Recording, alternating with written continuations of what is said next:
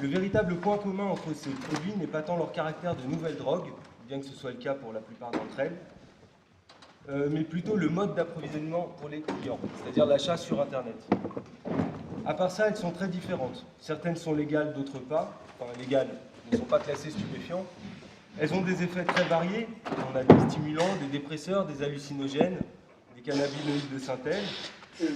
Les dosages sont très variés. Pour certaines, il suffit de quelques milligrammes. Pour d'autres, c'est plutôt en dixième de gramme que ça se compte.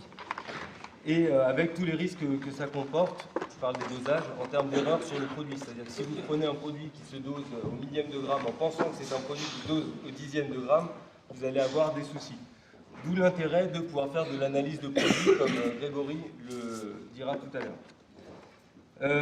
Bref, des produits au risque varié, des produits dont on ignore aussi souvent les effets à long terme, et dont il est aussi difficile de mesurer la diffusion actuelle, et encore plus de prévoir l'évolution de cette diffusion. Magali pourra nous en parler. Toutes ces inconnues font des nouveaux produits de synthèse un véritable challenge pour les professionnels de la réduction des risques, qui ne se sont jusqu'à présent peu ou pas emparés de la question en France. On sait pourtant que dans certains milieux, les NPS sont consommés à plus ou moins grande échelle. C'est par exemple le cas de certaines composantes du milieu gay, dont Vincent Labrouve nous parlera. Et il nous parlera aussi des travaux de Hetz, je le laisserai vous raconter. Et la dernière intervention, celle de Léo, concernera les forums de consommateurs de NPS.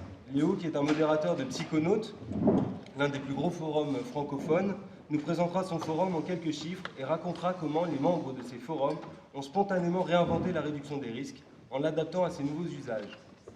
Lui et quelques autres ont poussé cette logique plus loin en formant une association, la première du genre en France, à faire de l'outreach sur le net, c'est-à-dire aller directement vers les consommateurs de nouveaux produits de synthèse sur différents forums. Cette association s'appelle Not for Human, il vous en parlera.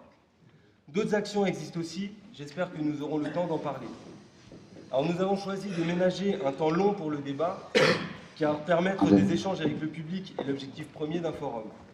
Nous avons donc demandé aux intervenants de s'astreindre à des temps de présentation, merci, très courts.